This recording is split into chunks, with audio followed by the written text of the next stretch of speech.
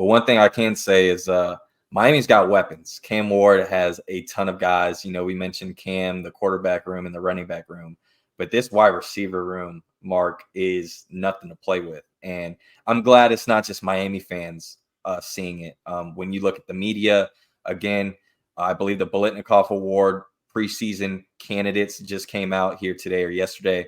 And Miami, Mark, is the only college program that has 3 preseason Biletnikoff Award nominees, and that's Xavier Restrepo, Jacoby George, and Sammy Brown Jr.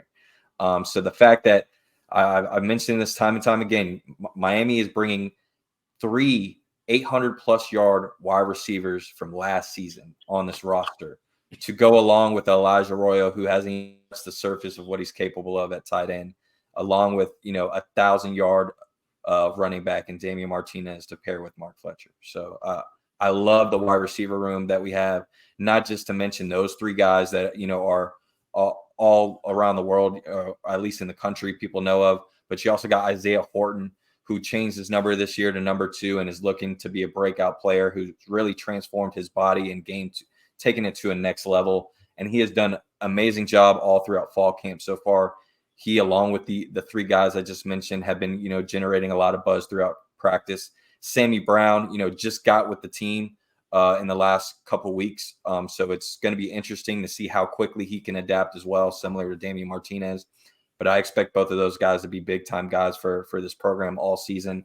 But when you look at after those 4 guys, I think that's when it really gets interesting. You got guys like Ray Joseph, who's put on a ton of, good weight from last year.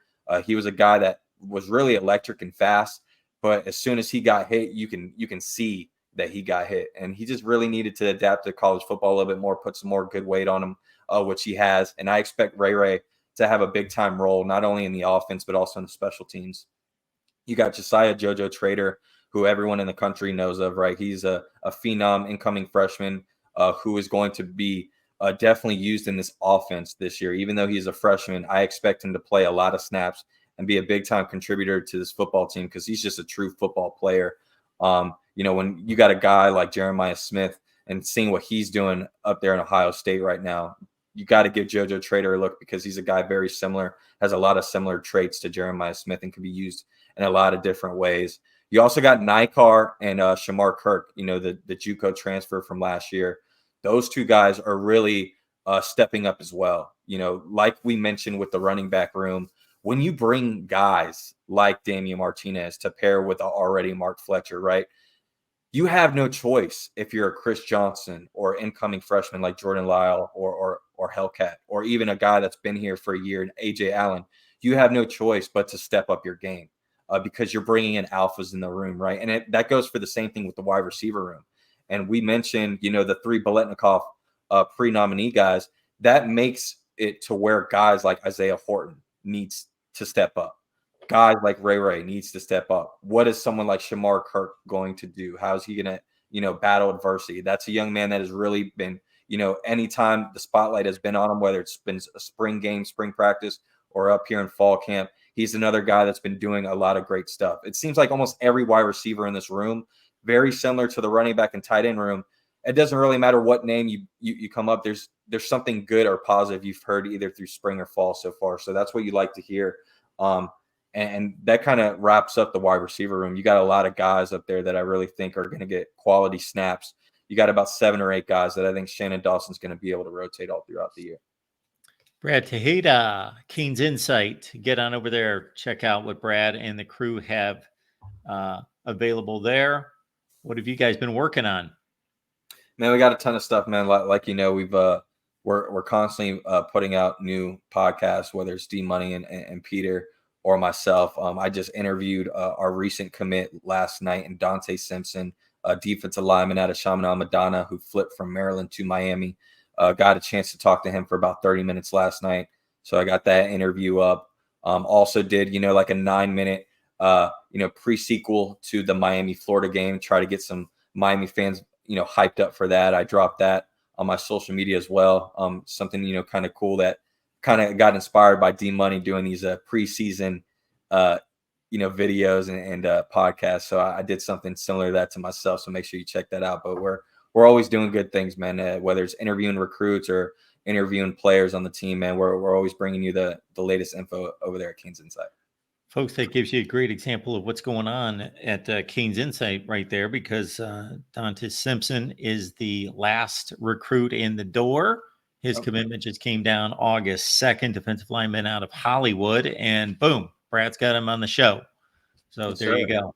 Of course, he's not highly regarded in regards to the rankings, but there's obviously a reason that Miami went after him.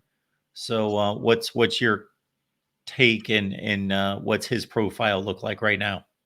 A high motor guy, a young man that literally just eat, breathes, sleeps football, right? And I mean, all these kids that I've interviewed throughout the years, especially under Mario Cristobal, they all got the same things in common, man. You talk to them, they got a very good head on their shoulders. They present themselves very well on and off the football field. They're hungry, and then you throw on the tape, man, and they're dogs, right? That all they want to do is be great at football. There is no playing the video games, wanting to be a Twitch streamer or anything like that. We want football players. We want Miami to be great. And this is a young man, in the backyard of Miami that, was committed to Maryland at one point. And then after he committed to Maryland, he actually went to a camp, I believe in South Florida. Once that camp finished, Miami liked what they saw and immediately offered the young man. So it was late in the recruitment process. And he immediately felt like it was home. It was a dream come true for him. This is one of the few guys where, that slogan kind of goes in favor with Miami, especially a guy locally. When you hear, this is my dream school, it usually doesn't go the right way, right? But this is one that has. And this is a young man that can play, 2-tech, 3-tech, however you want on the defensive line. He's a young man that had a pick six. So he's very versatile. He's very quick. You look at a guy like Justin Scott, Artavius Jones, some of these athletic defensive interior guys that we're bringing in.